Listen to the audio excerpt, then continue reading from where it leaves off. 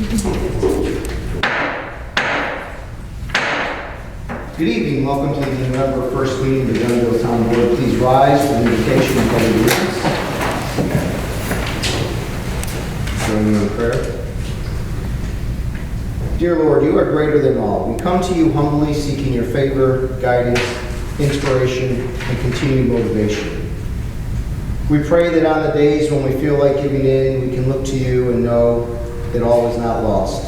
We ask that you give us the foresight, patience, and perseverance needed to endure those who know only to criticize, those who know only deceit and deception, and protect us from those who only seek to tear down others for their own personal gains. Let us stand strong, let us draw from you, and most importantly, let us remain true to your teachings of honesty, integrity, and love. Amen. I pledge allegiance to the flag of the United States of America and to the republic for which it stands, one nation, under God, indivisible, with liberty and justice for all. Please call the roll. Let the record show Councilman Martin and Councilman Petrolani are absent. Councilman Hennel. Here. Councilwoman Worsbowski. Here. Supervisor Ketzley. Here, we have the agenda up front. There are no additions to the agenda, so we'll go right into item number 4, so town council reports. And I'll start on my left with Councilman Howell. Yes, Mr. Supervisor. 2 items for this evening. Number 1, we'd just like to welcome a couple of the new businesses that we had ribbon cuttings in the past month. So Brittany Jewelers reopened, and then we also had an incredible turnout over at the Riverside Maple Farms for their grand opening as well. So welcome to Glenville. Thank you. Councilwoman Worsbowski. I would only add that we also had Zinful Thoughts Wine and Liquors in the Social Plaza, and I think that's it. Other than that, I don't have a report other than I did attend with you last week, the town chiefs meeting, and had a very good discussion with them about reviving some sort of a training facility for the fire departments in the town. So looking forward to helping them do that. Thank you. And so we'll move on to the next item on the agenda, which is the public hearing regarding the 2018 preliminary budget for the town of Glenville. The public hearing is now open. Anyone should be heard on that matter? This is the 2018 preliminary budget for the town of Glenville. Going once, going twice, seeing none. The hearing is now closed. Okay. Public hearing. The next public hearing is to listen to all those interested regarding the proposed local law number 2 for the Cold War Veterans Exemption, which is part of our taxation code. I'll open that public hearing. Anyone interested in being heard regarding the Cold War Veterans Exemption? And once. You just want to explain what you're doing there, Chris? Oh, sure. So basically, I believe it's making the Cold War Veterans Exemption permanent. Right now, I think it expires after 10 years. And this would make it permanent for all those folks who have served in the Cold War. We have about 114 residents who are currently with that exemption. So it only affects 114 residents. The Cold War, I know, is defined by the federal government. I don't have that definition off the top of my head, but it served somewhere between, I think, after Vietnam to about the 90s, until the Gulf War. After Korea, and to about the Gulf, before the Gulf War. So it's just making that exemption permanent as opposed to having a 10-year sunset reapply every 10 years. Yeah, and state law required, it's an option for the municipalities to do this. So if we were going to do it, we had to do it by local law. And we don't believe, I mean, other than someone moving into the town, there would not be much more of an influx above the 114 that they're already on. Anyone wish to be heard on that matter? Going once, going twice, seeing none. The hearing is now closed. Move to privilege of the floor. We have no one who has signed up, but anyone wish to be heard privilege of the floor? Yes, ma'am.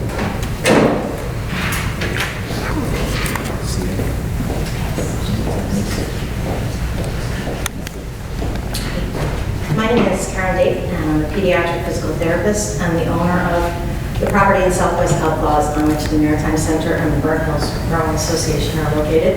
And I just wanted to bring to the attention of the board that on page 138 of the comprehensive plan, as it's seen on the website, it states that one of the planning initiatives for Omaha Riverfront is to preserve the character of the hamlet of Outlaws as depicted on the Hamlet of Outlaws map on page 131 by prohibiting incompatible land uses and density. However, there is no map on page 131, and the map on page 134 of Outlaws still has the boundary that excludes the Maritime Center, the Burn Hills Rowing Association, the Marina, and the Industrial Park. And I know that it was decided to change that after the meeting. I think it was the October 4th public hearing meeting. I also know that Councilman Martin said last time there were some computer glitches, but I'm sure that's probably all it was. I just wanted to bring it to the attention so that Outlaws can be depicted as the town. Thank you for your time. Thank you. And anyone else wish to be heard from the floor? Once, going twice. Seeing none, please close. Special treat tonight, we do not have supervisor's comments to the board, so we'll move right into resolution number 9, which is approving the preliminary capital expense budgets for water districts number 11 and number 10 through 47. Do I have a motion? So moved. Do I have a second? Second. Moved and second. Any discussion? No, Mr. Supervisor, as you stated. Seeing none, please record the vote. Councilman Henlon. Yes. Councilwoman Wozzowski. Yes. Supervisor Ketzler. Yes, resolution passes. Next resolution, resolution 10, approving the preliminary capital expense budget for sewer district number 9 and extension number 7 for the year 2018. Do I have a motion? So moved. Second. Second. Moved and second. Any discussion? Just for the students in the room, these series of resolutions are approving the preliminary capital expense budgets for each of these districts that you hear us call out. So I called out water district number 11 and extension 10 through 47. You'll hear us approving districts individually, and these are the capital expense budgets. So that's what these resolutions are. So there's not a lot to say on that. No one else has any comments, so please call the roll.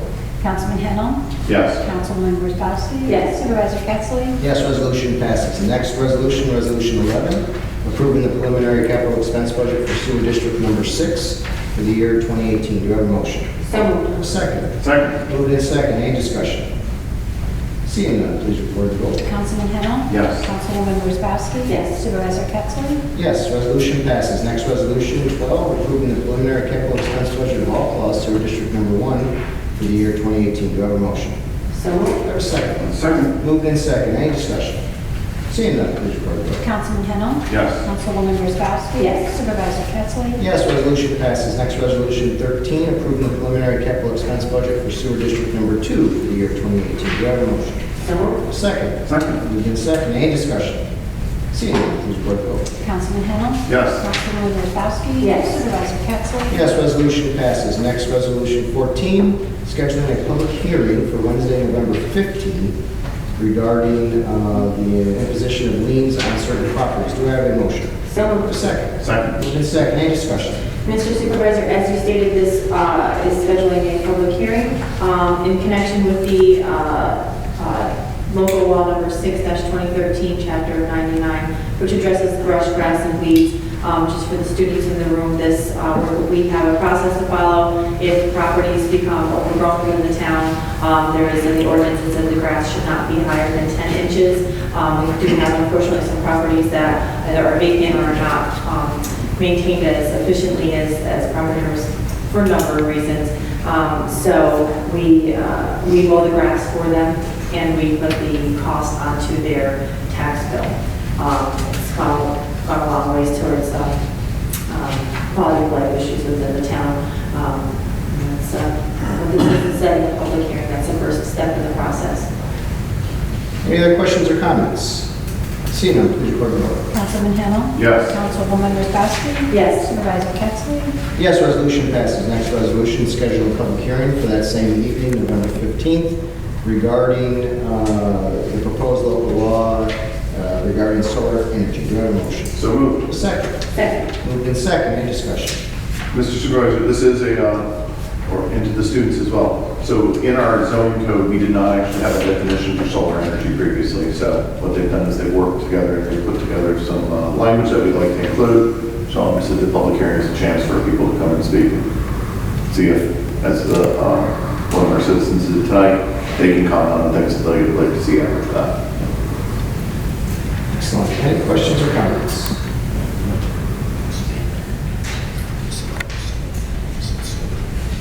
Yes. If you want to, I don't know if you want to review that. Yeah, just to expand on that discussion a little bit, it's not simply a definition of solar energy, but the solar energy law is in the zoning law because it then defines where in the town people can install different types of solar arrays, so that in most parts of the town, solar arrays are proposed to be permitted as far as rooftop solar, which you often see where somebody wants to reduce their home energy bill by having solar panels on their roofs. There are a number of businesses that now are seeking to do that as well, that had not previously been in the code, so that will be provided for. And then where there are other people that want to have what people refer to as solar farms would then be limited to certain areas of the town that where the land would be more appropriate for that kind of use, and there would be different types of restrictions on how large they can be, how high they can be, what kind of security they would have to have, things of that sort. So it's a step forward in our zoning law. A lot of other municipalities have adopted similar legislation. The state has model legislation. This tracks the model legislation that the state has proposed fairly closely with some things that are specific to the town of Glencoe. So anybody's interested in zoning for solar panels and solar arrays, then probably want to look at that local law and see what we propose to do. Thank you. Any other questions or comments on that? Appreciate that, Mike. Seeing none, please record the vote. Councilman Henno? Yes. Councilwoman Wozzachowski? Yes. Supervisor Pettsley? Yes, resolution passes. Next, resolution 16, approving the town board minutes for September 6th and the special meeting on September 13th. Do I have a motion? So moved. Second. I'll second it. Moved and seconded. Any discussion? Seeing none, please record the vote. Councilman Henno? Yes. Councilwoman Wozzachowski? Yes. Supervisor Pettsley? Yes, resolution passes. I guess we're on to our final item, new business. I'll start with Councilman Kennel.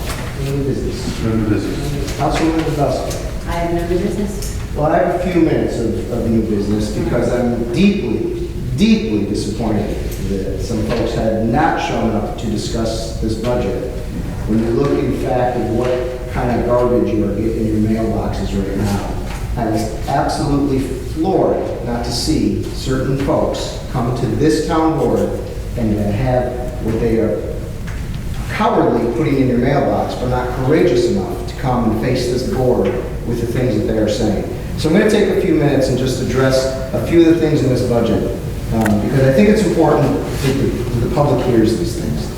First and foremost, I want to address something about what they characterize as my raise. We know that over 4 years ago in fact, this board decided to make the supervisor's position from a part-time position to a full-time position. And in doing that, we can restructure the supervisor's office to no longer have an over $90,000 a year paid director of operations who ran the day-to-day, and to have a secretary, and to have a supervisor. And we took all those positions and we put them into one position. We actually saved the town a significant amount of money, which is certified by the New York State Comptroller. That is inarguable. That's a word. that the New York State Comptroller has certified that as an efficiency and a savings to the taxpayers of this town to do that. For them to take a part-time job and to compare it to a full-time job salary and say that that's some sort of undeserved raise and it results in some crazy $378,000 in extra income is disingenuous, and they know that. And it's particularly hypocritical from Mr. Godlewski, who in the year he decides to become a candidate for office, on taxpayer dollars, gets a nearly 20% raise from the county attorney, where he was making $72,000, but this year's making $90,000. That's a significant, significant raise for the same job. That's hypocritical, and it's wrong of Mr. Godlewski, and I'm disappointed he didn't have the courage to come to this podium tonight and face me with that, with his accusations. I also want to just point out some of the things we've done in this budget. This levy increase this year will be about 1.68%. I don't know how they say that the tax levy increases get to 45, 50, 100%, whatever they're saying out there. Since I've been supervisor, we've averaged about a 2% levy increase per year. Can't argue that. That's not fake math. That's not slicing and dicing the budget and just cherry picking the things you want to pick out of it. This year it's 1.68. That means our average town home owner will see a increase of about $7 per year. $7 per year. To the village, today there unfortunately was a terrible mailer that we somehow are crushing the village in taxes. There'll be a $3 increase on the village residents this year. $3. And it's been $3 for the past 8 years, I believe, roughly, each year. So I don't know where they get the math they did. We have also cut our debt out of this budget, again this year, even further. We inherited a debt of roughly 23, almost 24 million. In this budget, we'll get down to about 14 million. That's about a $10 million reduction over 10 years. $10 million reduction in debt over 10 years. We reduced our fund balance allocation tremendously as well over that same period, from about 1.3 to, Jason, we're down about 360. So that, in percentage-wise, what's that, About 70, 75. all right, 70 to 75%, 41% reduction in debt. You look at the county's gone the other way. They've gone from, I think it was talked about the other night, they're going from $57 million in debt in 2010, and in 2016, they're up to $81 million. They're borrowing money. They're putting the cost of their government into borrowing, which is making it look like their costs are coming down as far as the levies coming down, but their appropriations aren't coming down. In 6 years alone, they went from 57 million to 81 million. So if they want to compare us to the county, we can compare to the county. Compare to anyone you want in this town, because no matter how you look at it, we have the leanest, most efficient, and lowest increases across the county. Schenectady County, 4-year spending increase from 2014 to 2018, 7%. Niskayuna, 9.7%. Rotterdam, almost 7%. Schenectady, 6%. Village of Scotia, 4.5%. Town of Glenville, 3.5%. The lowest. Half of what the county increase has been, well below Niskayuna and Rotterdam, and below, obviously, Schenectady and Scotia as well. So we are very efficient, we are very lean. If you look at increase of taxes on our residents, for some reason they like to say that we're the ones increasing taxes. Schenectady County, for all their touting right now, has raised taxes on our residents by $2.2 million since 2011. $2.2 million. To me, I don't know how they can come out with a straight face and say that they're saving the taxpayers anything when they receive $2.5 million in casino money. They put that almost on the backs of our taxpayers since 2011. And finally, I want to point out, and I wish I could point out, I guess I remember when Clint Eastwood did that empty chair debate. I feel like I'm doing an empty chair debate with our opponents too, because they have failed to show up, unfortunately. But you want to look at the tax rates and who has the most efficient tax rates. Let's take a look at the county for a minute. On a $2,000 house, the county tax rate, average tax rate, $200,000 house, In 2015, the county full value tax rate, Schenectady County, is about $1,500, $1,558. If you look around the capital region, the county of Rensselaer is only $1,300, $1,356. Albany, $776. Saratoga, $579. Schenectady County has an enormously high tax rate on the residents of this county. Now, you want to look at our sister communities within the county, we can do that too. Because on that same $2,000 house, the city of Schenectady, $200,000. $200,000 house, city of Schenectady, their tax assessment would be, annual local tax would be $3,413. Scotia, $2,323. Niskuna, $1,029. And Rotterdam, $1,021. The town of Glenville is only $836. Only $836. Our tax rate, that's the levy on per $1,000 value, is $4.18. Niskuna is $5.14. Rotterdam is $5.10. We have the lowest burden on our residents of any of these communities. And I also wanted to just point out real quick, I said I had a few minutes. When we want to compare to our other communities, and people say, let me be specific, our opponents say, why can't we be more like Niskuna or Rotterdam? Well, Niskuna instituted a $300,000 leaf pickup fee. $300,000 new fee on their residents a few years ago. That increase in taxes in the town of Glenville would be probably 5%, 6%, 5%. That's a 5%er every year. Every year that fee is in place. We have not done any of these backdoor fees like Niskuna. Our fund balance is being reduced, the allocation is being reduced, where in Rotterdam, they're increasing the fund balance allocation. $500,000 increase, I believe. So we don't want to be like them because they're not making the right fiscal choices for their future. And then you look at the city, they say, oh, the city's cut taxes, why can't Glenville? The city received $2.5 million in new funds from the casino. If you gave us $2.5 million, I guarantee you more than a 1% tax decrease. I can guarantee it. So I just wanted to take a few minutes to set the record straight. Again, I'm disappointed. I was fully expecting to see people who were so engaged and so knowledgeable about what's going on in the town of Glenville to be here tonight. But look at this. If it wasn't for our staff, our reporter, and our students, we do have, I'm not sure you're a resident. Are you a resident? Not a resident. A property owner. We don't have anyone else here. And in one respect, I'm happy because I think most of our residents understand, I think, the good work we're doing here in this budget. But it was disappointing, but I didn't want to be prepared for them. And unfortunately, I was disappointed. But we at least had our chance to talk about the budget. So with that, Can I clarify one other? Sure. Sure. There was also some misstatements made about legal services provided to the town of Glenville, saying that I received a certain salary from the town of Glenville. I'm not a town of Glenville employee.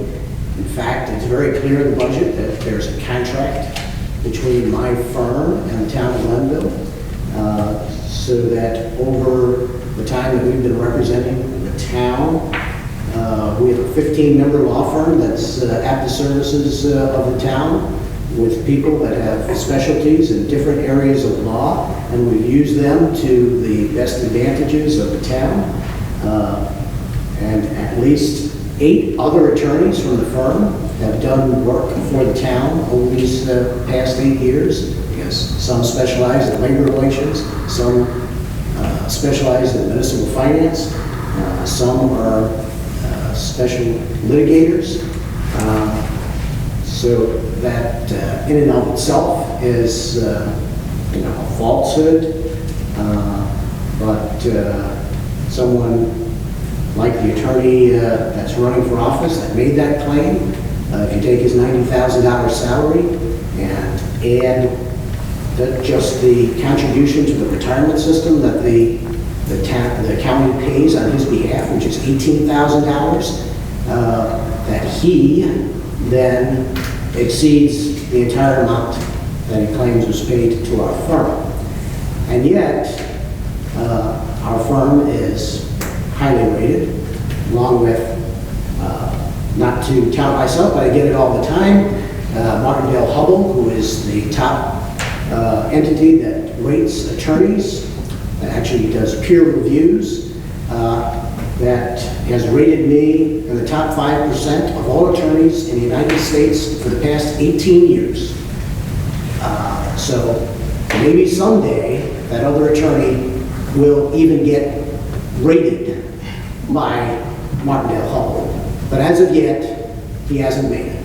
And if I could put a finer point on that, I think the point is that we get not just your services, which are phenomenal, but, I mean, we're talking about planning board, zoning, the ZBA, tax certs, the bond council, town court, I mean, the list goes on and on of the services we provide. So, and to go back in ancient history, if we can, 8 years ago, when we came in, this administration came in, there was actually 2 attorneys on staff. Right. We were paying attorneys, and they were in the retirement system, and they were getting the buyout, the insurance buyout, because they had insurance with their firm, so they got the cash for not taking insurance from the town. We decided at that time, the board, that we were going to contract so that we didn't have retirement costs, we didn't have health insurance costs. It was much cheaper, you don't have the legacy costs. It was much more efficient, and we actually saved money on that arrangement as well. So, Those 2 attorneys then hired outside counsel for labor relations right. and for bond work, and charged the town an hourly fee for tax certs. So it's a much more efficient. Now, I don't expect Mr. Galuski to know that because Mr. Galuski hasn't been a resident more than, I think, a year or 2. So he may not remember 8 years ago when we did all these things. When did you live here? Right. The other gentleman has lived here and should have a memory of that, but I appreciate it. Except you didn't come. Yeah.